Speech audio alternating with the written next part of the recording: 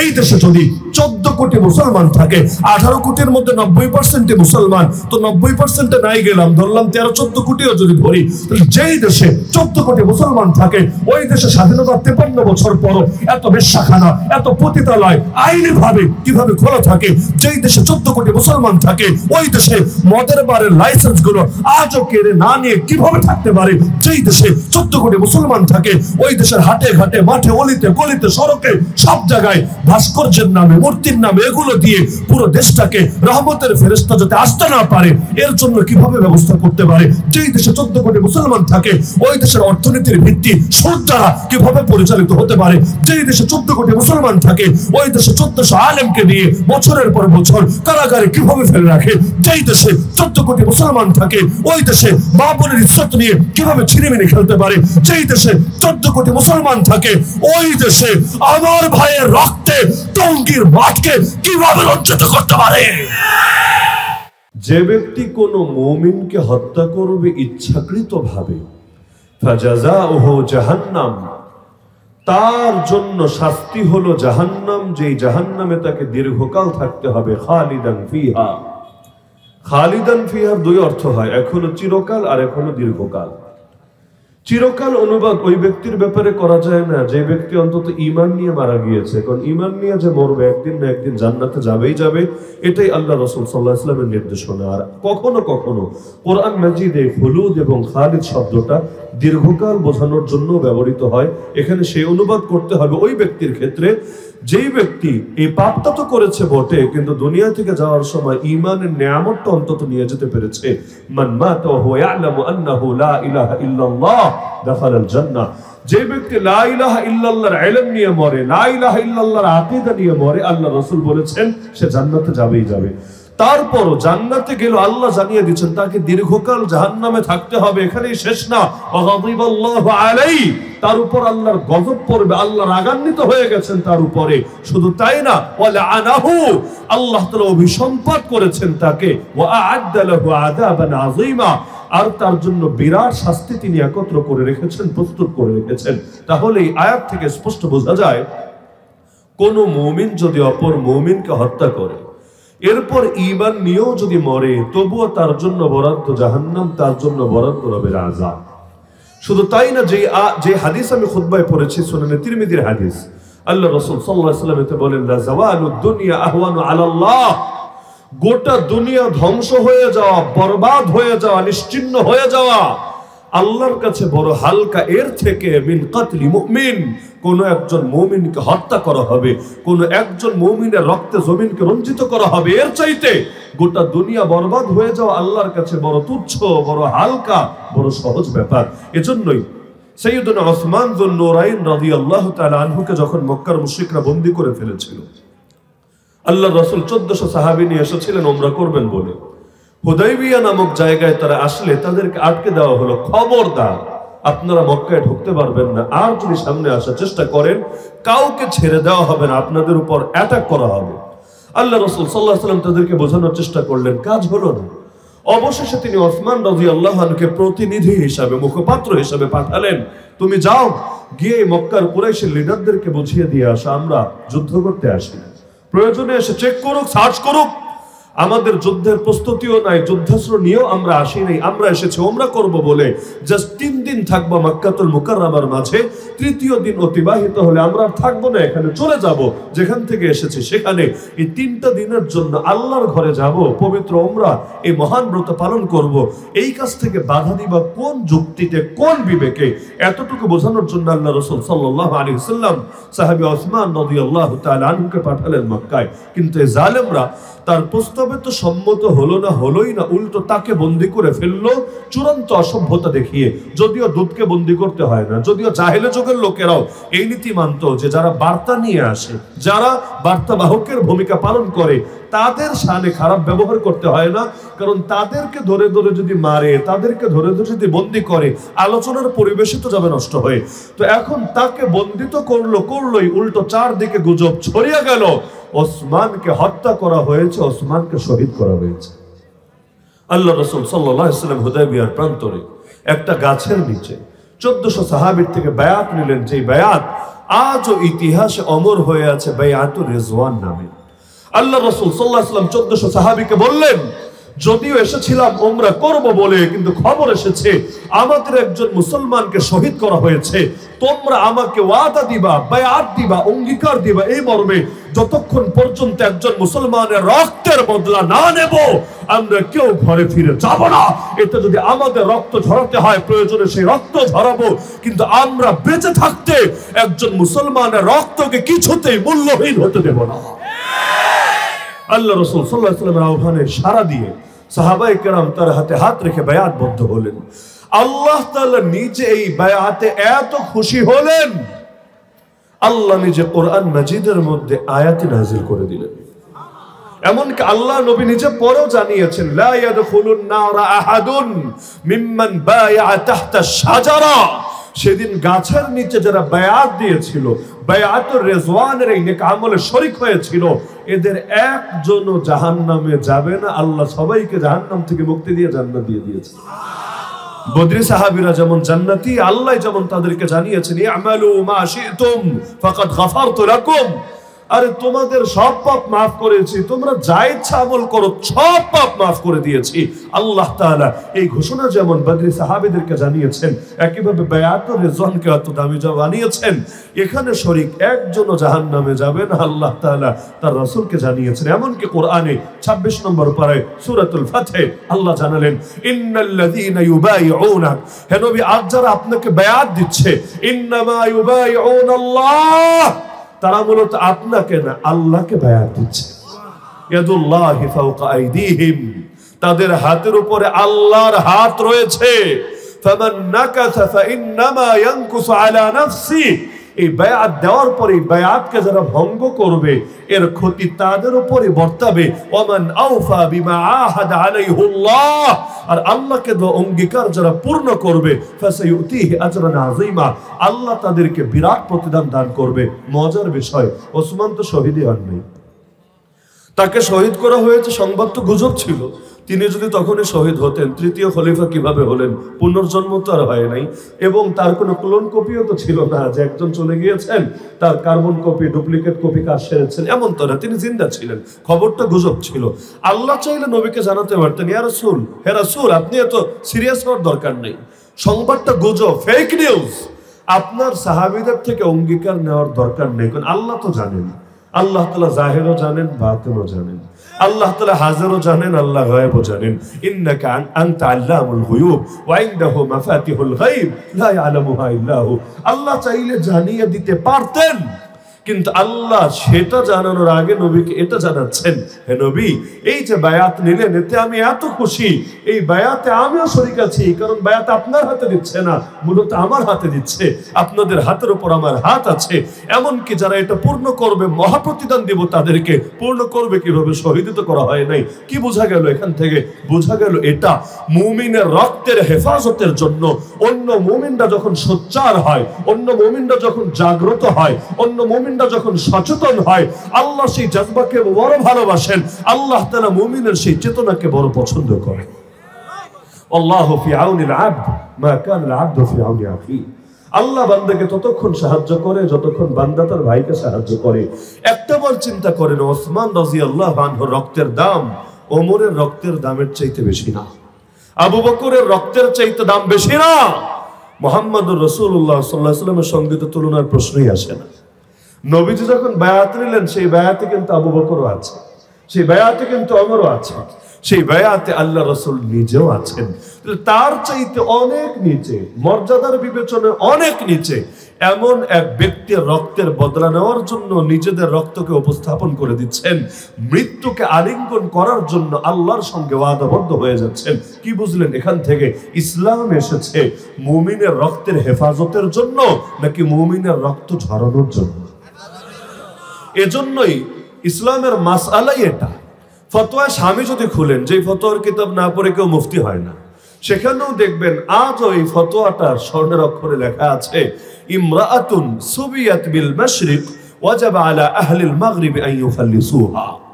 একজন মাত্র নারী যদি পৃথিবীর পূর্ব প্রান্তে, যেমন আমরা আছি পূর্বে, একজন মাত্র নারী যদি পৃথিবীর পূর্ব প্রান্তে বন্দী হয় কাফেরদের হাতে, তাকে তাদের হাত থেকে মুক্ত করা পশ্চিমে থাকা সব মুসলমানের জন্য ফরজ দায়িত্ব হয়ে যায়। একজন মুসলমানের হেফাজতের জন্য যদি গোটা দুনিয়ার মুসলমানের কাছে দায় চলে আসে, ওই যে সিরিয়ার একটা বাচ্চা বলেছিল না, আমি আল্লাহকে গিয়ে সব বলে দেব, হয়তো বলে দিয়েছে, হয়তো আল্লাহ তার ডাকও শুনেছে বলে আমাদের মতো নামধারী মোমেন, নামধারী বলি, না হলে 200 কোটি মুসলমান দুনিয়াতে, মাজলুম দুনিয়াতে কয়জনই আছে? ওই মাজলুমের পাশে যদি এত এত মুসলমান দাঁড়াতো, মাজলুমদেরকে এতকাল জুলুম সইতে হতো না। যেই দুনিয়ায় 200 কোটি মুসলমান থাকে, ওই দুনিয়ায় মুসলমানদের প্রথম কেবলা 70 বছরের বেশি সময় ধরে 1 কোটি ইহুদি কিভাবে দখলে রাখে? যেই দুনিয়ায় 200 কোটি মুসলমান থাকে, ওই দুনিয়া বাবরি মসজিদ ভেঙে রাম মন্দির কিভাবে বানাতে পারে? যেই দুনিয়ায় 200 কোটি মুসলমান থাকে, ওই দুনিয়া ডক্টর আফিয়া সিদ্দিকার মতো কত নারী আজও পর্যন্ত জালেমদের কারাগারে পচে গলে কিভাবে মরতে পারে? যেই দুনিয়ায় 200 কোটি মুসলমান থাকে, ওই দুনিয়া আল্লাহর নবীর শানে কিভাবে গুস্তাখি হতে পারে? যেই দুনিয়ায় 200 কোটি মুসলমান থাকে, ওই দুনিয়ার মধ্যে আজও কাদিয়ানীরা এই জাতীয় মুসলিম রাষ্ট্রের মধ্যে পর্যন্ত মুসলিম পরিচয় ধারণ করে বুক ফুলিয়ে কিভাবে চলতে পারে? দুনিয়ার বুকে যদি 200 কোটি মুসলমান থাকে, হকের কথা বলার কারণে, হকের পথে চলার কারণে হাজার হাজার আলেমকে পৃথিবীর বিভিন্ন জায়গায় বছরের পর বছর কারাগারে নির্মম ভাবে কিভাবে ফেলে রাখে? আরে দুনিয়া রাখেন।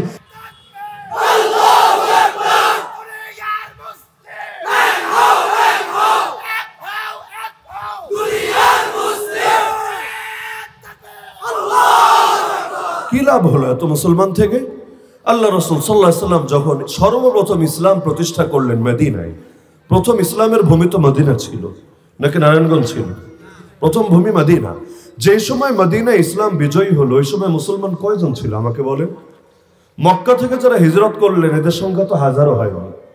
13 বছরের দাওয়াতে 1000 লোক মক্কায় কালেমা পড়ে মুসলমান হয় নাই। মদিনায়ও যারা ছিল, সংখ্যাটা যে খুব আহামরি বেশি ছিল তা না, কিন্তু এই যে গুটি কয়েক মুসলমান, যার চাইতে বেশি মুসলমান আপনাদের সোনারগাঁয়ে আছে। পুরো থানা লাগবে না, এক এক ইউনিয়নেও এর চাইতে অনেক বেশি সংখ্যায় মুসলমান আছে। আল্লাহ রাসূল সাল্লাল্লাহু আলাইহি ওয়াসাল্লাম ওই গুটি কয়েক মুসলমানকে নিয়ে কিভাবে ইসলাম জিন্দা করে ফেললেন? আপনি বলতে পারেন, হুজুর মনে হয় খালি মাঠে গোল দিয়েছে। না না, খালি মাঠে গোল দেয় নাই। মদিনায় যখন ইসলাম কায়েম হয়, মুসলমানের চাইতে অমুসলিম সংখ্যায় মোটেও কম না।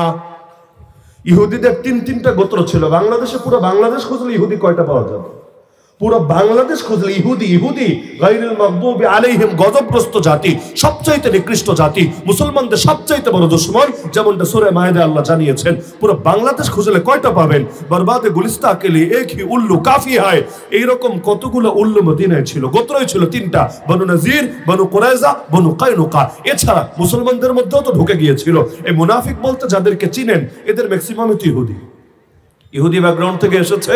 বাস্তবে ইহুদি ছিল, মুসলমানের বেশ ধারণ করেছে। এই আব্দুল্লাহ বিন উবাই ইবনে সালুল, মুনাফিক সর্দার, এরা কি? এরা তো ইহুদি। তো ইহুদি হয়ে মুসলিম পরিচয় কেন ধারণ করেছে? ওইটা বুঝতে চাইলে যখন যেই দল ক্ষমতায় থাকে, ওই দলের লোক কেমনে বাড়ে ওইটা বুঝলেই চলবে।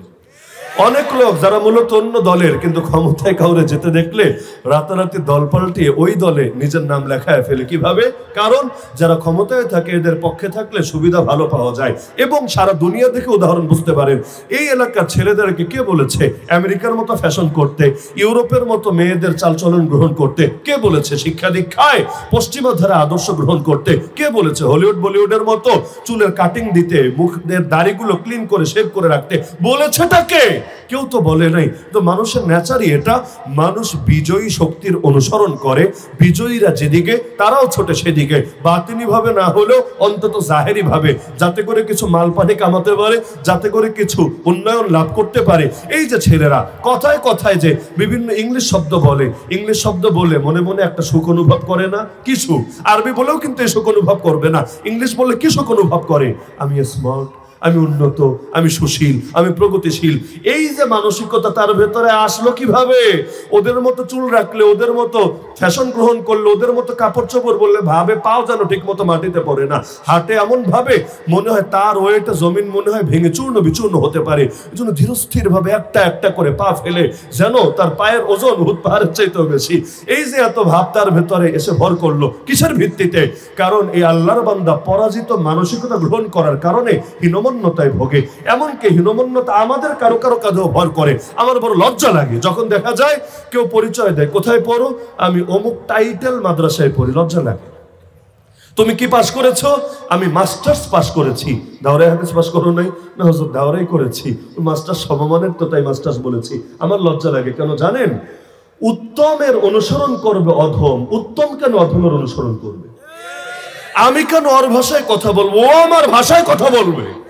নিয়ম তো ছিল এটাই, আমাদের থেকে সবাই শিখবে, কিন্তু আমরা শিখতে শুরু করেছি সবার থেকে। আমেরিকা আমাদের থেকে রাজনীতি শিখবে, রাশিয়া আমাদের থেকে অর্থনীতি শিখবে, ইন্ডিয়া চীন আমাদের থেকে বিচার আচার আইন কানুন শিখবে, কিন্তু আমরা রাজনীতি শিখি কাফেরের থেকে, অর্থনীতি শিখি কাফেরের থেকে, বিচার আচার শিখি কাফেরের থেকে। এই জন্যই তো স্বাধীন বাংলাদেশের সংবিধানের মধ্যেও লেখা থাকে সকল ক্ষমতার উৎস নাকি জনগণ। এইটা যদি কোনো কাফের রাষ্ট্রে লেখা থাকে তা অন্তত চলে, কিন্তু যেই দেশের অধিকাংশ মানুষ খালি মুসলমানই না বরং ধর্মপ্রাণ, শুধু যেন তেন মুসলমানই না, ধর্মপ্রাণ। আলহামদুলিল্লাহ পৃথিবীর অনেক দেশের চাইতে এই দেশের মুসলমানদের মধ্যে সুন্নতের আমলও বেশি। এমন এমন জায়গাও দেখবেন যেখানে বছরের পর বছর যুদ্ধ চলছে, হয়তো তারা জিহাদের খেদমত অনেক বেশি আঞ্জাম দিয়েছে, যেখানে আমাদের গাফলতি শেষ নাই, লেকিন সুন্নতের আমল দেখলে এদের মাঝে মাঝে কষ্ট লাগে। ইমাম বুখারীর দেশেও যদি চলে যান, সেই বুখারা, সমরকান্দ, আশপাশের এলাকাগুলো আপনার কলেজে ফেটে যাবে। আল্লাহ, এখানে একসময় ইসলামী শাসন ছিল, মুসলমানদের জয় জয়কার ছিল, যাদের কিতাব পড়ে আলেম হয়েছে এদের বেশিরভাগ এই এলাকাগুলোর মানুষ ছিল। মাইলের পর মাইল চলে যায়, একটা দাড়িওয়ালা লোক দেখা যায় না। মাইলের পর মাইল চলে যায়, গ্রামের গ্রাম পাড়ি দেয়, একটা বোরকাওয়ালা মহিলা দেখা যায় না। অথচ বাংলাদেশে এমন এলাকাও আছে যেখানে একটা মানুষ এমন কম পাওয়া যায় যে মানুষটার মধ্যে পশ্চিমা ছাঁচ আছে। যেমন কক্সবাজারে মহেশখালী একবার গেলাম, এক জেলার এক প্রান্ত, মানে জেলা তো না, ওই মহেশখালী থানার এক প্রান্ত দিয়ে ঢুকলাম আর এক প্রান্ত ওয়াজ করে আবার বের হলাম। পুরো রাস্তায় একটা জায়গাও একটা বেপরদা নারী আমার নজরে পড়েনি। আমি এটা দাবি করবো না একজনও নাই, দু একজন থাকতে পারে, কিন্তু এমন একটা টাইম বিকালবেলা বাইরে মানুষজনের যাতায়াত বেশি থাকে, কিন্তু একজনও নজরে পড়ে নাই। পুরুষের মধ্যে বেশিরভাগ দেখেছি এমন মাথায় টুপি আছে, হ্যাঁ কারো হয়তো গায়ে জামা, কারো গেঞ্জি, কারো হয়তো শার্ট, ভিন্ন কিছু, কিন্তু অধিকাংশের দেখেছি মাথায় টুপি আছে, দিল থেকে দোয়া বের হয়ে এসেছে। আলহামদুলিল্লাহ, বড়ই তো সুন্দর একটা দৃশ্য। আমি এটা অস্বীকার করবো না, আমাদের বহু ফরজও হয়তো ঘাটতি আছে, কিন্তু এটা মানতে হবে আলহামদুলিল্লাহ এখনো এই দীর্ঘ প্রায় 350 বছর যাবত ইসলামী শাসন থেকে দূরে থাকার পরও আজও এই যে এত সুন্নতের আমল আছে, যেন তেন ব্যাপার না রে ভাই, বরং এইটাও বিরাট বড় কোরবানির ফসল হিসেবে সামনে আছে। এখনো বাংলাদেশে এত মাহফিল হয় পৃথিবীর দ্বিতীয় কোনো দেশে হয় না। এখনো বাংলাদেশে এমন ক্ষেত্রেই দেখেন না, ছোট্ট একটা দেশ কিন্তু বিশ্ব ইজতেমা সেই বাংলাদেশেই হয়, ইন্ডিয়াও না, পাকিস্তানেও না, বিশ্ব ইজতেমায় ছোট্ট বাংলাদেশে আল্লাহ তাআলা কি এক কপাল দিয়েছেন, চারদিকে মুশরিক আর মুশরিক। বাংলাদেশে চারদিকে তাকান দেখবেন মুসলমান কম, অমুসলিম বেশি, মুশরিক আর মুশরিক। এত মুশরিকের ভিড়ে 90% মুসলমানের দেশ, যেন কোনো ব্যাপার না। যদি এমন হতো চারদিকেও সব মুসলমান, সিরিয়ালে আমরাও মুসলমান, ব্যাপারটা স্বাভাবিক ছিল। তো চারদিকে মুসলমানের কমতি আর মাঝখানে মুসলমান আর মুসলমান আর মুসলমান, যেন তোরা মুসলমান না। আজকে আপনি ডাক দেন না দিনের জন্য, দেখবেন যারা ঠিকমতো নামাজ রোজা করে না, ঠিকমতো ইসলামের সব বিধানও মানে না, এরাও দিনের জন্য ময়দানে নেমে আসতে পারলে নিজেকে ভাগ্যবান মনে করছে। কোন একজন আলেমের সাথে মুসাফাহা করলেও বছরের পর বছর স্মৃতিটা স্মরণ রাখছে। এমনকি তার বাসায় কোনোদিন কোনো আলেমরে খাওয়াতে পারলে আরে দাদা বাবা, এমনকি সে পর্যন্ত এটা নিয়ে গর্ব করছে, হুজুর 50 বছর আগে অমুক মুরব্বী এসেছিল আমাদের বাসাতে, মাদ্রাসায় মসজিদে 10টা টাকা দিতে পারলেও নিজের টাকাটাকে, নিজের ইনকামটাকে সার্থক মনে করছে। এমনকি কামাই রোজগার করেও প্রথম বেতন দিয়ে দেখা যায় মাদ্রাসার বা মসজিদের বা উলামায়ে কেরামের খেদমত করার চেষ্টা চালাচ্ছে। এটা ছোট করে দেখার অবকাশ নাই, বরং এর পেছনে যে আবেগটা আছে, যে চেতনাটা আছে, নিঃসন্দেহে এটা আল্লাহ তাআলার বড় দয়া, বড় মায়া ছাড়া কিছু না। তো ইসলাম তো এসেছেই মুসলমানের রক্তের হেফাজতের জন্য। বিদায় হজের ভাষণে আল্লাহ রাসূল বলেছেন, ইন্না দিমাআকুম ওয়া আমওয়ালাকুম ওয়া আরাযাকুম আলাইকুম হারাম কাহুরমাতি ইয়াউমিকুম হাযা ফি বালাদিকুম হাযা ফি শাহরিকুম হাযা। আর আজকের এই মাস যেমন পবিত্র সম্মানী, আজকের এই দিন যেমন সম্মানিত, আজকের এই শহরটাই, জায়গাটা যেমন সম্মানিত, বিদায় হজে দাঁড়িয়ে বলছেন, ঠিক তেমনি ভাবে মুমিনের জান, মুমিনের মাল, মুমিনের ইজ্জত বড় সম্মানিত। এগুলোর কোনো ক্ষতি করা তোমাদের জন্য হারাম, নিষেধ করে দেওয়া হয়েছে। মুমিনের জানও ক্ষতি করা যাবে না, মালও না, ইজ্জতও না। এমনকি জানমাল ইজ্জতের মধ্যে এই ইজ্জতেরও যদি কেউ ক্ষতি নিজে করা লাগবে না। সহিহ হাদিসে আছে, মান খাযালা আমরাআন মুসলিমান ফি মাওদিইন ইউনতাহাকু ফীহি মিন হুরমাতি ওয়া ইউনতাকাসু ফীহি মিন ইজ্জি। যদি কোনো মুসলমানের দেখেন কোনো জায়গায় সম্মান নষ্ট করা হচ্ছে, কিভাবে? হয়তো তাকে অপমান করা হচ্ছে, অপদস্থ করা হচ্ছে, লাঞ্ছিত করা হচ্ছে, অথবা তার নামে গীবত হচ্ছে, শিকায়াত হচ্ছে, তবু আপনি তাকে সাহায্য করলেন না, তার পক্ষে প্রতিবাদ করলেন না, তাহলে কি হবে? ইল্লা খাযালাহুল্লাহু ফি মাউতিনিন ইউহিব্বু ফীহি নুসরাতা। আপনিও যখন বিপদে পড়ে আল্লাহর সাহায্য কামনা করবেন, আল্লাহ আপনাকে সাহায্য করবে না। যদি আল্লাহর সাহায্য পেতে চান, মুমিন ভাইয়ের ইজ্জত নষ্ট হতে দেখলে তাকেও সাহায্য করেন। মনে করেন শেখ আল্লামা আহমদ শফি রহমতুল্লাহ আজকে দুনিয়াতে নাই এবং দুনিয়াতে আবার ফিরে আসবেন এ সম্ভাবনাও নাই।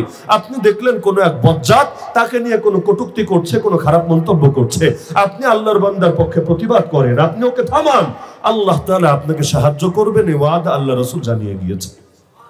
তাহলে মুসলমানের জান হেফাজত করা লাগবে, মুসলমানের মাল হেফাজত করা লাগবে, মুসলমানের ইজ্জত হেফাজত করা লাগবে। এই জিহাদ কিসের জন্য? জিহাদ তো মুসলমানের জান নেওয়ার জন্য না, বরঞ্চ জিহাদ তো মুসলমানের রক্তের হেফাজতের জন্য। কারণ অ্যান্টিভাইরাস না থাকলে ভাইরাস ঢুকবে, আলো না জ্বালালে অন্ধকার আসবে, আইন শৃঙ্খলা বাহিনী না থাকলে চোর ডাকাতের উৎপাত বাড়বে, বর্ডারে সীমান্ত প্রহরী না থাকলে অন্য দেশের লোক এসে ঢুকবে। জিহাদ যদি না থাকে, আরে সন্ত্রাসবাদীরা মুসলমানের জান মাল নিয়ে ছিনিমিনি খেলতে শুরু করবে। কি এক আজীব তামাশার আজীব দেশ। এখন জিহাদের বয়ান দিয়ে সেই 19 সালেও হলো, এখনো হলো। 19 সালে তো মাঠের বাইরে বদর উহুদের বয়ানও চলেছে, প্রত্যক্ষদর্শীরাই জানিয়েছে। দীর্ঘ 2 ঘন্টা পর্যন্ত বদরের চেতনা, উহুদের চেতনা, খন্দকের চেতনা, হুনাইনের চেতনার বয়ান হয়েছে। ভালো কথা, মাশাআল্লাহ, মারহাবা। কিন্তু বয়ানের প্রয়োগ হয়েছে কার উপর? প্রয়োগ হয়েছে মাদ্রাসা ছাত্রদের উপর, প্রয়োগ হয়েছে আলেম ওলামার উপর, প্রয়োগ হয়েছে তাবলীগের সাধারণ ছাত্রীদের উপর। টঙ্গীর মাঠ রঞ্জিত হয়েছে বদর উহুদ খন্দকের বয়ান শুনে। তাহলে বয়ান করলো কি আর প্রয়োগটা করলো কোথায়? কোন জিনিস নিয়ে যে কই খাটায় মাঝে মাঝে মাথায় ধরে না। এই যে আজকে 18 তারিখ না, 20 তারিখ পর্যন্ত মাহফিল চলবে। 21 তারিখ বাংলাদেশে একটা কনসার্টের, গানের কনসার্টের আয়োজন করেছে। পাকিস্তান থেকে শিল্পী এসে মাগনা মাগনা গান গাইবে। কেন?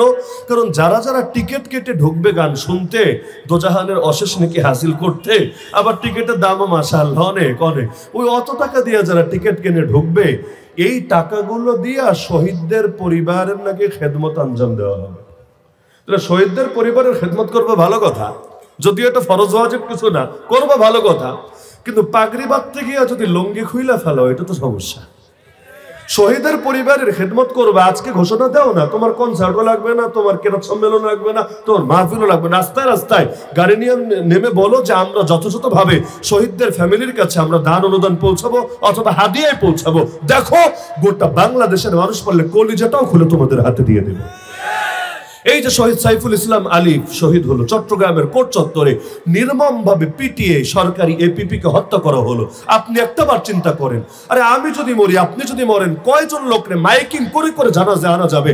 আল্লাহর বান্দা কোনো পরিচিত ব্যক্তি ছিল না, তার শহীদ হওয়ার আগে হয়তো আপনারাও জীবনে তার নাম শোনেন নাই, কিন্তু মরতে দেরি। কি কপাল দেখেন, লক্ষ লক্ষ মানুষ বিনা দাওয়াতে, কেউ সিলেট থেকে, কেউ ঢাকা থেকে, কেউ উত্তরবঙ্গ থেকে, কেউ বরিশাল থেকে, সকলে হুমড়ি খেয়ে পড়লো সেই চিটাগাঙ্গে তার জানাজায় শরীক হবে বলে।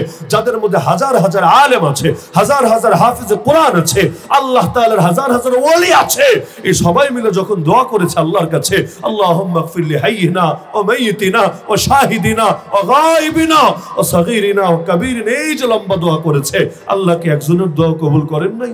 আল্লাহকে একজনের উসিলায় তার এই বান্দাকে মাফ করেন নাই? এমনি তো শহীদের রক্তের প্রথম ফোঁটা মাটিতে গড়িয়ে পড়ার আগে আল্লাহ মাফ করে দেন। খালি মাফই না, তার রূহ নিয়ে জান্নাতের সবুজ পাখির ভেতর দিয়ে পর্যন্ত ঢুকিয়ে দেন। আর সেখানে এত লক্ষ লক্ষ মানুষ একজন মানুষের জানাজায় বিনা দাওয়াতে চলে আসবে। এমন কি শুধু যারা এসেছে তারাই না, বাকি পুরো বাংলাদেশ পর্যন্ত সব দলাদলি ভুলে গিয়ে এই ইস্যুতে এক প্ল্যাটফর্মে এসে কয়েক কোটি মানুষ শুক্রবার জুমার পরে রাজপথে নেমে প্রতিবাদ জানিয়েছে। এই কপাল কয়জনের হয়? আরে বয়স হলেই যে মর্যাদা বাড়ে এমন তো না। মোহাম্মদ বিন কাসেম 18 বছরে হিন্দুস্তানের জমিনে কালেমার পতাকা উড়িয়েছে। মুআদ আর মুআওয়াজ, আরে বালেগই হয় নাই, নাবালেগ ছেলে, কিন্তু উম্মতের ফেরাউন আবু জাহালকে দুনিয়া থেকে বিদায় করে দিয়েছে। ওই তুলনায় তো আমাদের বয়স বহুত হয়ে গেছে, হয়তো পায়ে একটা মাটিতে চলে গেছে, কিন্তু রক্ত দামি হলো কতটুকু? কি করতে পারলাম আল্লাহর দ্বীনের জন্য? এই অবস্থায় যদি আল্লাহ যদি জিজ্ঞাসা করে, বান্দা তোকে জীবন দিয়েছিলাম, যৌবন দিয়েছিলাম, সম্ভাবনা দিয়েছিলাম, প্রতিভা দিয়েছিলাম, কি করেছিলে আমার দ্বীনের জন্য? কি বা জবাব দেওয়ার সুযোগ আছে আমাদের? তো বলছিলাম, এই যে দেখা গেল শহীদদের খেদমত করবো, ভালো কথা, এই দেশের মানুষও চায় শুহাদায়ে কেরামের খেদমত করবে, তাদের ফ্যামিলির খেদমত করবে, তাই বলে সেইটাকে হারাম তরিকে হওয়া লাগবে? ওই মাঝে মাঝে কোন জিনিস নিয়ে যে কই প্রয়োগ করে মাথায় ধরে না। দেখা গেল এই মাত্র কয়েকদিন আগে, সর্বোচ্চ 4 দিন হবে মনে হয়, প্রধান উপদেষ্টা এক জায়গায় গিয়ে ফুল দিল কবরে। ওই দিনের এবাদতই এটা, মানে এক এক দিনের এক এক এবাদত থাকে আর কি। ওই দিনের এবাদত হলো কবরে গিয়ে ফুল দিতে হয়, না হলে কি হবে, আখিরাতে জাহান্নামের দারোগা ধরে পিটাবে তা না, তবে দুনিয়াতে বদনাম হবে, সমালোচনা হবে, বহুত ঝামেলা হবে। ভালো কথা, ওই দিন গিয়ে ফুল দিল, মাশাআল্লাহ, মারহাবা, নাউজুবিল্লাহ, সবই বলি একসাথে। এখন গিয়ে ফুল দিল, গোটা বাংলাদেশে কয়েক লাখ মানুষের ঘুম হারাম হয়ে গেল। কেন? তিনি ফুল দিলেন, ভালো কথা, পায়ে জুতা পরা ছিল কেন? জুতা পায়ে দিয়ে তিনি ফুল দিয়ে বেদাত করে ফেলেছেন, কারণ তার আগে কেউ এটা করে নাই, খালি পায়ে দিয়েছে। তিনি কেন দিলেন? যদিও আগেও দিয়েছে, তো সমালোচনার ভাষা বলছি আর কি, যে কেন তিনি জুতা পায়ে দিয়ে ফুল দিলেন? মহা কবিরা গুনাহ করে ফেলেছেন, এজন্য তার তওবা করতে হবে, তার ইস্তেগফার করতে হবে, মানে মানুষের কাছে ক্ষমা চাইতে হবে, হ্যাং করতে হবে, ত্যাগ করতে হবে। আমার খালি মাথায় ঘুরছিল, সমালোচনা হওয়া ভালো, তবে এইটা যদি এই জিনিসটা না হয়, ওই জিনিসটা নিয়ে হতো। সেটা কি? ঈমানের পর ইসলামের সবচাইতে গুরুত্বপূর্ণ বিধানের নাম নামাজ। কিয়ামতের দিন প্রথম হিসাব নেওয়া হবে নামাজের। এমনকি যারা শাসক হয়, সরকার হয়, তাদের 1 নম্বর দায়িত্ব আল্লাহ বলেছেন আকামুস সালাহ, তারা নামাজ কায়েম করবে, নামাজের পক্ষে আইন করবে। কেউ নামাজ না পড়লে তাকে আইনের আওতায় আনবে, বিচারের আওতায় আনবে। তো সরকার যদি নিজেই নামাজ না পড়ে, এইটা নিয়ে সমালোচনা হতে পারে। মসজিদ কমিটির সভাপতি সেক্রেটারি যদি ফজরে না আসে, এটা নিয়ে ইমাম সাহেব করা বক্তব্য দিতে পারে যে কিসের সভাপতিগিরি করবা, কিসের সেক্রেটারিগিরি করবা, তোমার তো জুম্মা ছাড়া খুঁজেই পাওয়া যায় না। আবার জুম্মায় আসবা সবার পরে, কিন্তু গিয়ে বসবা সবার আগে, এইটা তো তোমার শান হওয়া উচিত না। তাহলে সমালোচনা হলে এটা নিয়ে না হতে পারতো যে আল্লাহর বান্দা, আপনাকে ওক্তিয়া পড়তে দেখি না, তাও নয়তো না দেখলাম, অন্তত জুম্মাটা পড়তে তো দেখা উচিত ছিল। আর মহিলা মানুষরা আগে যারা ক্ষমতায় ছিল, চিপায় চাপায় অন্দরমহলে নামাজ পড়লেও এর ছবি গোটা জাতি দেখে ফেলতো। কারণ যারা ক্ষমতায় থাকে, টুকটাক ছবি না তুললে এবাদত কামেল হয় না, আল্লাহর কাছে গ্রহণযোগ্য হয় না। এজন্য টুকটাক ছবি নিজেরাই তোলানোর ব্যবস্থা করে। এমনকি দোয়ায় হাত তুললে যেই মুহূর্তে চোখে পানি আসবে, ওই মুহূর্তে ক্লিকটা করা লাগবে, আগে পরে করলে ওই ক্লিক কবুল হবে না। ভালো কথা, তা আপনি কি জুমার নামাজটাও পড়েন না, ঈদের নামাজটাও পড়েন না? যদি পড়েন, ওইটা কেউ কি দেখে নাই? একটা লোক কি সাক্ষী নাই? একটা মানুষ কেন এটার ছবিও বা তোলে নাই? ব্যাপারটা তো তবুও যদি হতো তাও যৌক্তিক ছিল, কারণ কেউ নামাজ না পড়লে সমালোচনা হতেই হবে। কিন্তু কেন পায়ে জুতা মোবারক দিয়ে ফুল দিতে গিয়েছে, এজন্য সমালোচনায় গোটা বাঙালির ঘুম হারাম হয়ে গেছে। জয় বাংলা স্লোগান নিয়ে টেনশনের শেষ নেই, কিন্তু মানুষ লা ইলাহা ইল্লাল্লাহ মুহাম্মাদুর রাসূলুল্লাহ শুদ্ধ করে পড়তে পারে না, এটা নিয়ে কোনো চিন্তা নাই। এই হলো আমাদের অবস্থা। তো সুতরাং মুমিনের জান যেহেতু দামি, মাল যেহেতু দামি, ইজ্জত যেহেতু দামি, সুতরাং এগুলো রক্ষা করার কোনো বিকল্প নাই। কোনো মেহনত যদি মুমিনের জানকে টার্গেট করে, সেটাকে দ্বীনি মেহনত বলে না, সেটারে পুরাই গুন্ডামি বলে। কেউ যদি জিহাদের নামেও মুসলমানকে টার্গেট করে আর কাফেরদেরকে ছেড়ে দেয়, হাদিসে এদেরকে খারেজি বলা হয়েছে। খারেজিদের বৈশিষ্ট্য আছে, বুখারী মুসলিমের রিওয়ায়াত আছে। আল্লাহ রাসূল বলেন, ইয়াকতুলুনা আহলাল ইসলাম ওয়া ইয়াদাউনা আহলাল আওসান। এরা মুসলমানদেরকে মেরে ফেলে মূর্তি পূজারীদেরকে ছেড়ে দেয়। আফগানিস্তানে তাকালে বাস্তব নমুনা দেখতে পারবেন। এখন থেকে সর্বোচ্চ কয়দিন, 10 দিন হবে। 10 দিন আগে তাদের মুহাজির সংক্রান্ত মন্ত্রী, অভিবাসন মন্ত্রীকে পর্যন্ত হত্যা করে ফেললো। ইতিপূর্বে কতবার শুক্রবার দিন মসজিদে পর্যন্ত বোম ফুটানো হলো, কত শ্রেষ্ঠ শ্রেষ্ঠ আলেম ওলামাকে পর্যন্ত হত্যা করা হলো।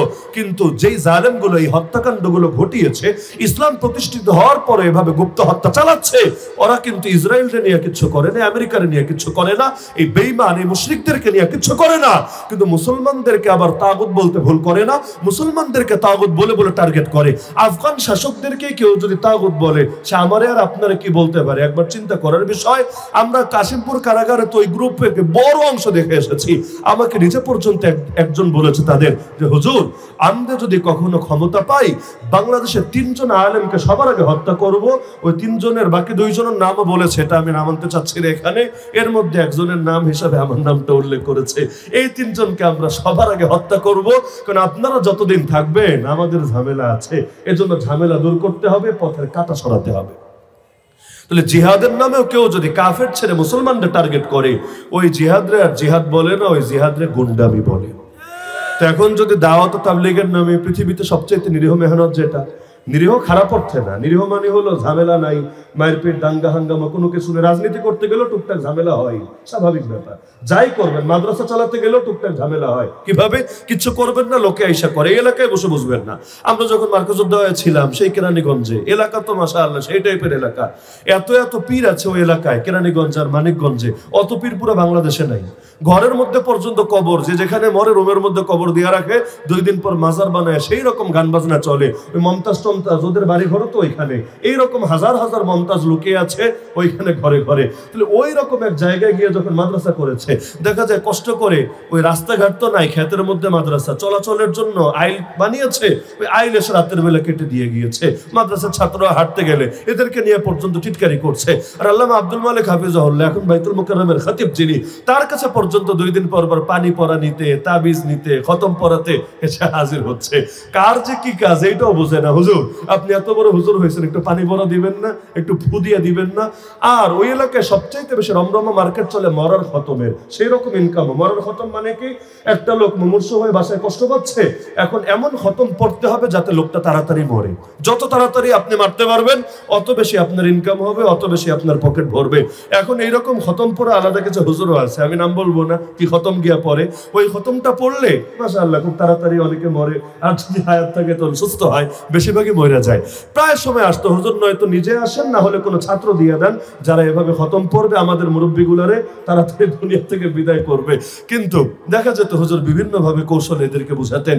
এইরকম বিভিন্ন ঝামেলা পোহাতে হয়। কিন্তু আলহামদুলিল্লাহ দাওয়াত তাবলীগের মেহনত ছিল এমন একটা মেহনত, যেইটা নিয়ে কারো কোনো আঙ্গুল তোলার কোনো সুযোগ ছিল না। এই মেহনত ইসরায়েলেও চলে, আমেরিকায়ও চলে, এমনকি যেখানে সাধারণভাবে মুসলমানদের কোনো দল মেহনত করতে পারবে না ওইখানেও চলে। ইসরায়েলে নিজে দেখে এসেছেন এমন একজন আলেম, বাংলাদেশের নাম বললে চিনবেন, তিনি বলেছেন, নিজে দেখেছি তাবলীগের 3-3টা মার্কাজ আছে ইসরায়েলের ভিতরে, ফিলিস্তিনের না, এক ইসরায়েলের ভেতরে 3-3টা মার্কাজ আছে। কারণ ইসরায়েলের নাগরিক মানে সবাই ইহুদি তা না, ইসরায়েলের মধ্যে মুসলমানও আছে, যদিও সংখ্যাটা কম, সংখ্যাগরিষ্ঠ হল ইহুদিরা। এইরকম মেহনতের মধ্যে পর্যন্ত এখন এমন ঝামেলা সৃষ্টি করেছে যে দাওয়াতের নামে মানুষ হত্যা করতে হচ্ছে। এই সবগুলোর পেছনে আবার মূল কলকাঠি নাড়ছে কয়েক শ্রেণী। 1 নম্বর হলো মিডিয়া। এই মিডিয়ার ফাজিলগুলোরা যতদিন শায়েস্তা না করবেন, অতদিন মানুষ আসলে বাস্তবতাই বুঝতে সক্ষম হবে না। সেটা কিভাবে? এই বিগত দিনগুলোতে প্রথম হলো রেলিয়া স্টারদের মূল পাপটা কি ছিল? মূল পাপ ছিল এখানে ওরা এক একটা ন্যারেটিভ দাঁড় করাতো, ওই ন্যারেটিভটা সরকারের হাতে তুলে দিত, তথ্য সন্ত্রাস ঘটাতো। এরপর সরকার শুধু ওইটারে মাঠে ময়দানে প্রয়োগ করতো। যেমন ওরা ন্যারেটিভ দাঁড় করিয়েছে, হুজুর মানুষ মানে একটু মৌলবাদী, আর একটু দিন কায়েমের কথা বললে, ইসলাম বিজয়ের কথা বললে পুরোই জঙ্গিবাদী। আর আপনার সন্তান আগে অন্য লাইনে ছিল, এখন গার্লফ্রেন্ড ছেড়ে দিয়েছে, গান বাজনা ছেড়ে দিয়েছে, নামাজ রোজা ধরেছে, পর্দা পশিদার মধ্যে থাকে, বিভিন্ন অপসংস্কৃতিতে দূরে থাকে, তাহলে বুঝতে হবে, সন্দেহ করতে হবে সে জঙ্গি হয়েছে। প্রথম আলোতে আপনার সার্চ করলেও পাবেন, এই নামে রিপোর্টও হয়েছে। আপনার সন্তান জঙ্গি হচ্ছে না তো এর মধ্যে দেখবেন ইসলামী খাঁটি মুসলিম প্র্যাকটিসিং হওয়ার যে আলামতগুলো আছে, অনেকগুলো আলামতকে ঢুকিয়ে দিয়েছে। তো ওরা এভাবে নরমালাইজ করতো, জাতির চেতনার মধ্যে বিষ ঢোকাতো যে হুজুর মানে একটু বাঁকা চোখে দেখবা। ওই দেখেন না, রাজাকারের সিনেমা বানালো, এখানে হুজুর একটার দেখাবে। 71-এ কয়টা রাজাকারের মুখে দাঁড়িয়ে ছিল, কয়টার গায়ে সুন্নতে যাওয়া ছিল, কিন্তু রাজাকার মানে হুজুর মানুষ এবং একটু মুরব্বী টাইপের মানুষ, গায়ে সুন্নতি জামা আছে, মাথার মধ্যে তার টুপি আছে, মুখে দাঁড়িয়ে আছে। এই চেতনাগুলো মিডিয়াগুলোই তো দাঁড় করিয়েছে। তো ওরা রাস্তা খুলে দিত আর সরকার সেই রাস্তা ধরে জুলুম চালাতো। এখন দেখবেন, আমি এই কথাটা সবগুলো মিডিয়াকে টার্গেট করে বলছি। মিডিয়া মানে এই যে আমাদের ওয়াজের মিডিয়া না, এই মিডিয়া মানে ওই প্রিন্ট মিডিয়া, ইলেকট্রনিক মিডিয়া যারা আছে, আল্লাহর ওয়াস্তে আপনারা জুবায়েরপন্থী আর সাদপন্থী এই গাঁজাখুরি শব্দ ব্যবহার করা বন্ধ করেন। সাদপন্থী ভার্সেস জুবায়েরপন্থী, এভাবে দ্বন্দ্বটা দেখানোর চেষ্টা করা হয়। বিভিন্ন দলের মধ্যে গ্রুপিং থাকে না, ওই টাইপের একটা গ্রুপিং, যে সাদপন্থী ভার্সেস জুবায়েরপন্থী। কিসের সাথে কি? পান্তাবাতে ঘি। সাদ সাহেব কি বাংলাদেশের লোক? আরে বাংলাদেশের লোক, তিনি কি বাংলাদেশের আমির? ওরাও কি বলে তিনি বাংলাদেশের আমির? না, ওরা বলে তিনি বিশ্ব আমির। তার মানে সাদ সাহেব একজন আন্তর্জাতিক ব্যক্তি, ভালো কথা। জুবায়ের সাহেব কি? জুবায়ের সাহেব কি আন্তর্জাতিক ব্যক্তি না বাংলাদেশের একজন ব্যক্তি? আচ্ছা, তিনি কি বাংলাদেশের তাবলিগ জামাতের বর্তমান আমির? না। বর্তমানে তাবলিগ জামাতের কি একক কোন আমির আছে নাকি? যদি না থাকে তাহলে জুবায়ের পন্থী মানে কি? সাদপন্থী মানে বোঝায় সারা দুনিয়াতে যারা সাদ সাহেবের অনুসরণ করে। জুবায়ের পন্থী বললে কি বুঝাবে? আফ্রিকায় যারা তবলিগ করে এদের কয়জন জুবায়ের সাহেবরে চিনে? মিডল ইস্টে যারা তবলিগ করে কয়জন জুবায়ের সাহেবরে চিনে? আরে ইন্ডিয়ার মধ্যে যারা তবলিগ করে কয়জন জুবায়ের সাহেবরে চিনে? তাহলে কিসের সাথে আপনি কিসের তুলনা দিচ্ছেন? আপনি যদি বলেন, একদিকে বললেন ট্রাম্পপন্থী, আর একদিকে বললেন আলী হাসান ওসামা পন্থী, মানেটা কি? কই ট্রাম্প আর কই আলী হাসান ওসামা? আলী হাসান ওসামা বাংলাদেশের একজন বক্তা, আর ট্রাম্প হলো দুনিয়ার এখন পর্যন্ত সবচাইতে বড় শয়তানের লিড দেওয়া দেশ আমেরিকার পাগলা বা আধা পাগলা প্রেসিডেন্ট এখনো পর্যন্ত। তো এখন কার সাথে কার তুলনা হচ্ছে? তুলনা তো দেওয়া যায় সমজাতীয় গোত্রে।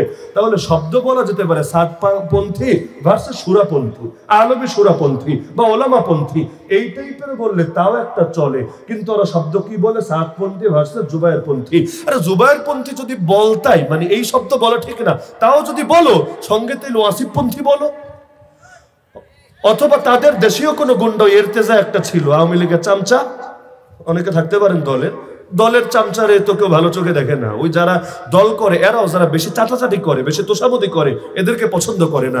যে ওই দলের বড় বড় নেতাদের পক্ষে কিতাব পর্যন্ত লিখেছে, ইতিমধ্যে তার খাট কাঁপানোর ভিডিও ভাইরাল হয়ে গেছে।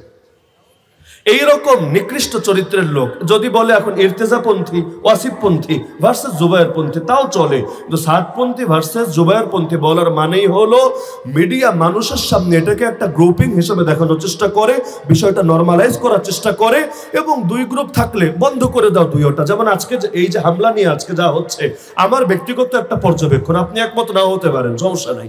আমার ব্যক্তিগত একটা পর্যবেক্ষণ হলো, ওরা যে হামলা করেছে, এক নম্বর এটা পরিকল্পিত হামলা, এটা কাকতালীয় কোনো ঘটনা না।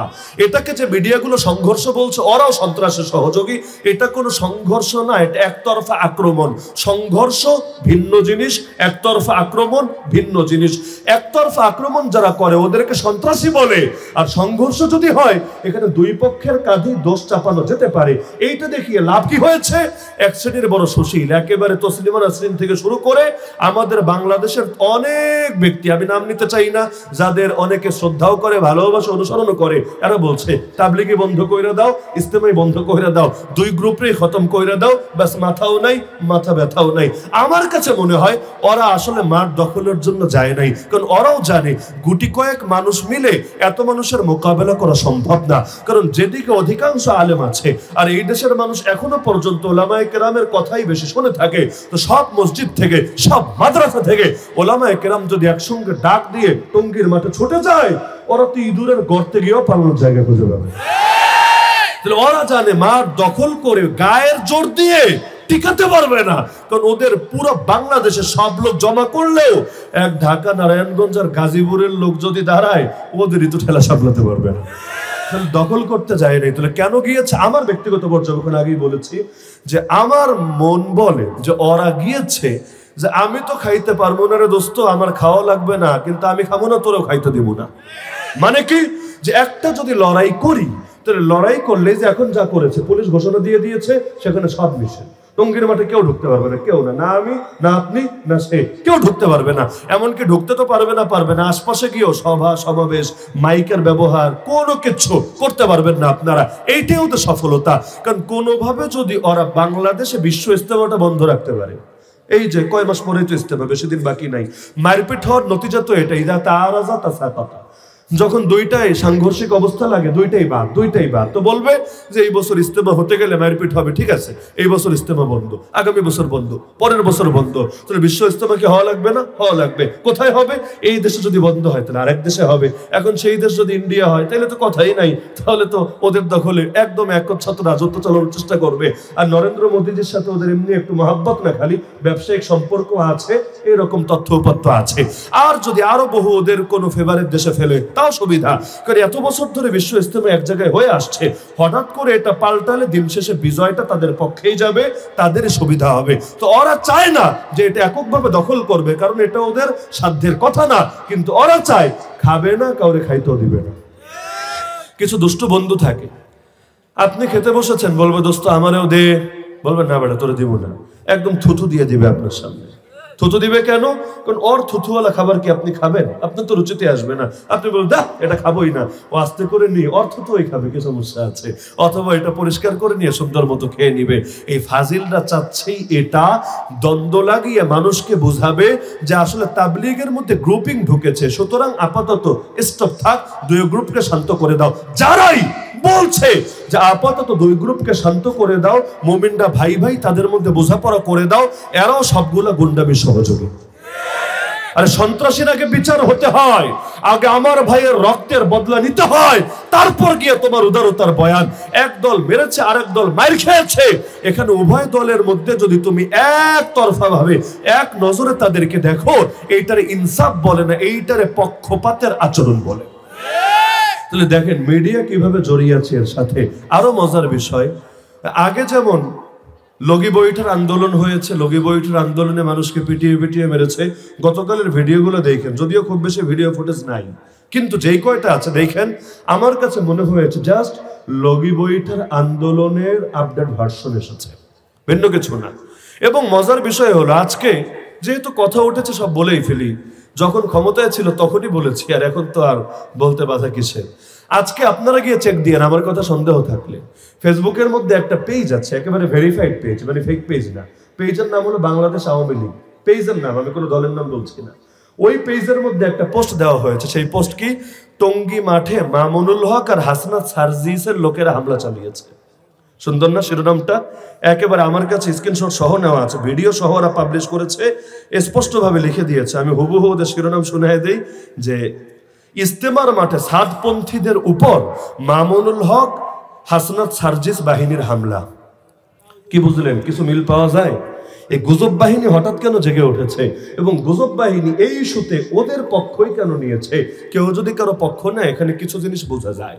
যেমন তসলিমা নাসরিন যদি কারো পক্ষে বলে, বুঝতে হবে ডাল মে কুছ কালা হ্যায়।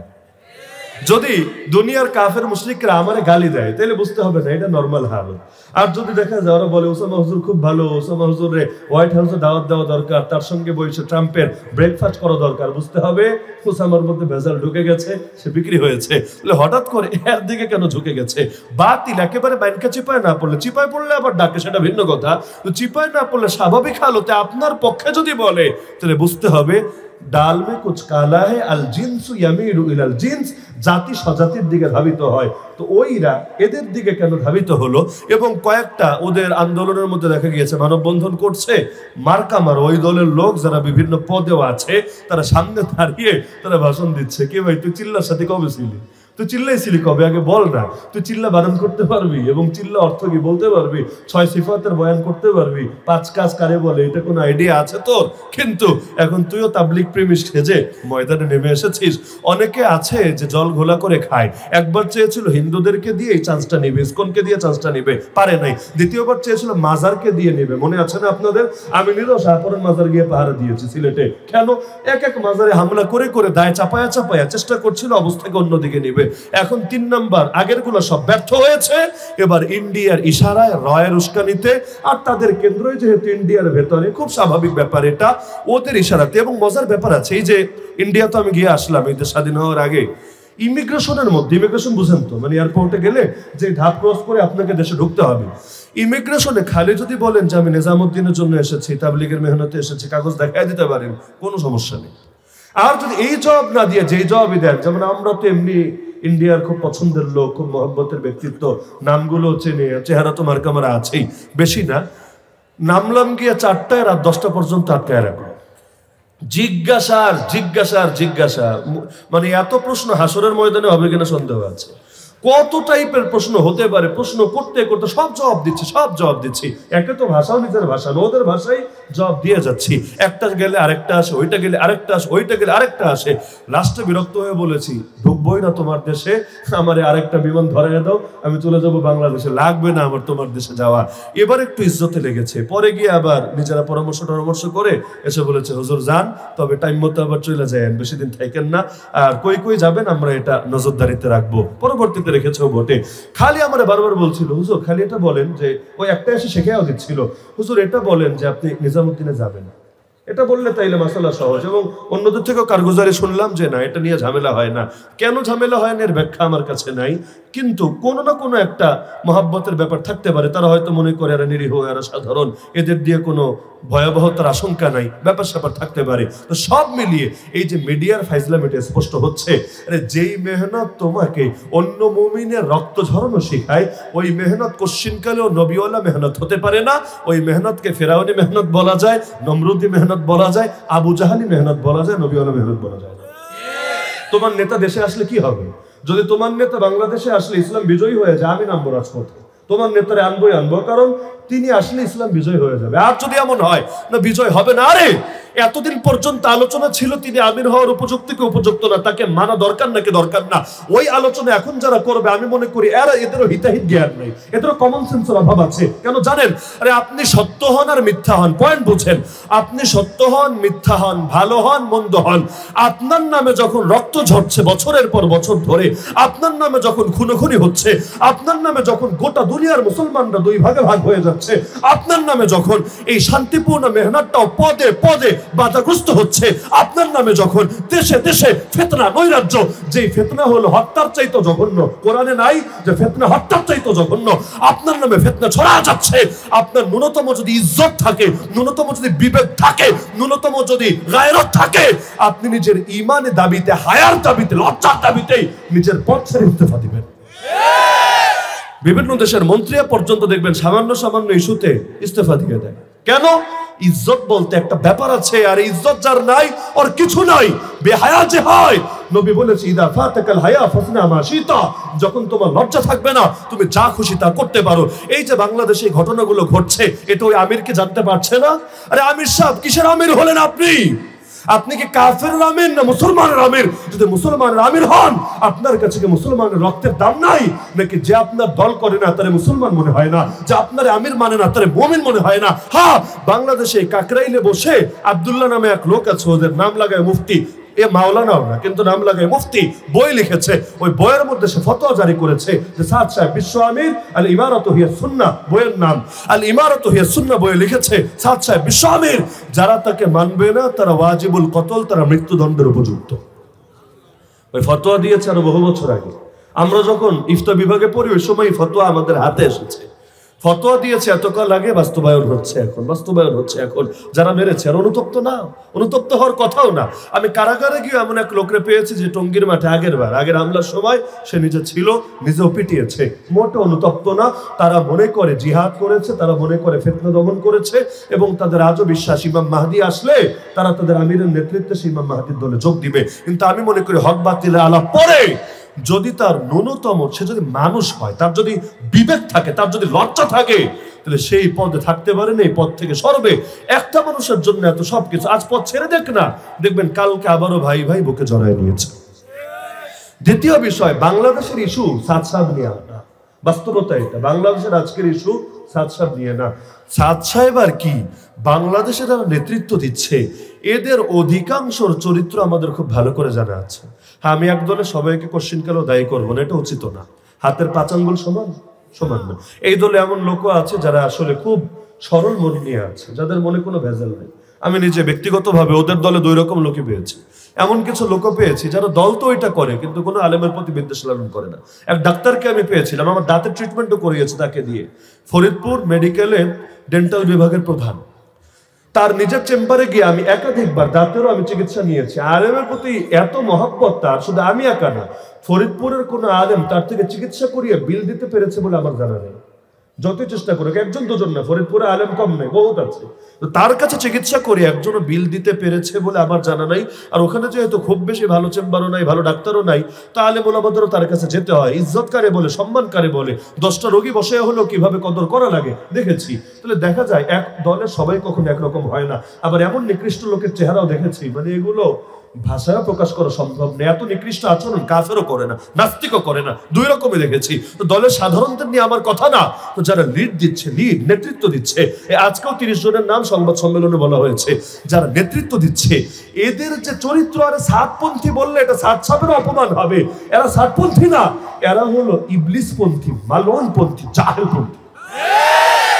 এক একজনের চরিত্র বিগত দিনে এক একজনের, কারো আর্থিক কেলেঙ্কারি, কারো নারী কেলেঙ্কারি, কারো হলো গুন্ডামির রেকর্ড, কারো সবচাইতে বেশি হলো বিগত দিন যারা ক্ষমতায় ছিল এদের চাটাচাটির রেকর্ড সবচাইতে বেশি। আর এখন এসে ভাব ধরেছে বৈষম্য দূর করতে চাই, আমাদের উপর বৈষম্য হচ্ছে, বৈষম্য দূর করতে হবে। বৈষম্য কারে বলে রে পাগলা? কারে বলে বৈষম্য? আগে বল। হক আর বাতিলের মধ্যে আবার বৈষম্য, আলো আর অন্ধকারের মধ্যে বৈষম্য, গুন্ডা আর ভিকটিমের মধ্যে বৈষম্য।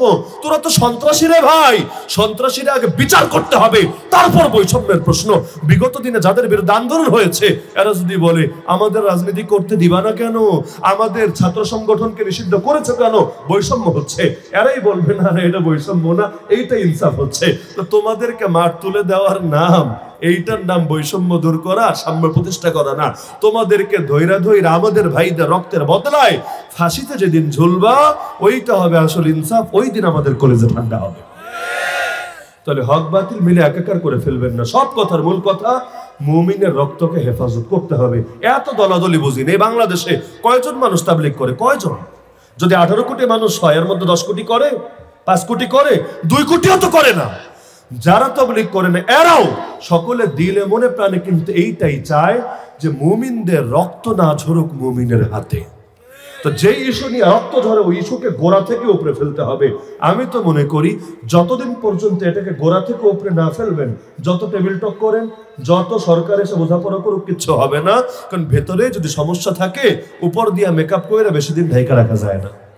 এজন্য এখন দরকার হয়তো সন্ত্রাসীদের পুরো ঠেকায়া দেন, অথবা যদি মিটমাট করতে চান ওই মূল সমস্যা যে তারে বুঝায় পড়া ইস্তেফা দেওয়া, না হলে ওলামায়ে কেরামের সাথে আন্তর্জাতিক আলেম, দেশে লাগবে না, তাদের সাথে বসায় এক জায়গায় একসাথে সাংবাদিক সম্মেলন কইরা যেই যে ইস্যু নিয়ে ঝামেলা, ইস্যু নিয়ে তওবা করে নেন, কিচ্ছা খতম, ব্যক্তিগত কোনো আদাওতি নাই। 5টা 10টা 20টা বিষয় তওবা করতে কি হয়? লজ্জা কিসের? ভুল হলে মানুষ ভুল স্বীকার করবে, ভুল স্বীকার করলে মান কমে না মান বাড়ে, ভুল স্বীকার করলে মান কমে না মান বাড়ে, ঘাউরামি করলে মান বাড়ে না মান কমে। মান তাওয়াদা লিল্লাহ রাফাহুল্লাহ, আল্লাহর জন্য যে বিনয়ী হয় আল্লাহ তার মাকাম বাড়ায় দেয়। এই দেশের টুটকা ফাটকা গুলোকে বলছি না, ওরা আর কি বুঝবে? এগুলো তো আলেমের কদরই বুঝে না। এলেম বুঝবে দূরের কথা, আলেমের কদরই বুঝে না। এমনকি আলেম মারারে অনেকে সওয়াব মনে করে। এই মাদ্রাসাগুলোর যে টাকা দেয় না মাঝে মাঝে, এগুলো দিয়ে টিটকারি মারে, আমরা তোমাদের রিজিক দেই, তোমাদের খাওয়াই, তোমাদের পরে দিব না, তোমাদের টাকা দিস না, তোরা টাকা না দিলে আল্লাহর খাওয়াবে না আমাদের। ইন্নাল্লাহু ওয়া রাজ্জাকুল কুওয়াতিল মাতিন। এজন্য সব কথার মূল কথা মুমিনের রক্তের হেফাজত করতে হবে। যত তরিকায় মুমিনের উপর আঘাত আসে সব কালো হাতকে ভেঙে দিতে হবে। সেটা রাজনীতির নামেই হোক, সেটা দাওয়াতের নামেই হোক, সেটা হিন্দুত্ববাদী আগ্রাসনের নামেই হোক, সেটা কাদিয়ানিয়াতের নামেই হোক। এই কাদিয়ানি কারণে কত মুসলমান মরেছে হিসাব নাই, কত মুসলমান আজও মামলার ঘানি টানছে হিসাব নাই। এই সবগুলো খতম করতে হবে, মুসলমানের রক্তকে হেফাজত করতে হবে। তবেই বায়াতুর রিজওয়ানের চেতনা সার্থক হবে, তবেই ওসমান রাদিয়াল্লাহু আনহু রক্তের ক্ষেত্রে আল্লাহ নবী যা করেছেন আমাদের দ্বারাও সেই সুন্নাত জিন্দা হবে। মনে থাকবে তো ইনশাআল্লাহ। তার কর্তৃপক্ষ আলোচনা যে নির্ধারিত সময় দিয়েছিলেন আলহামদুলিল্লাহ সময় পরিপূর্ণ হয়েছে এবং আমি আশা করি মূল বার্তা স্পষ্ট হয়েছে।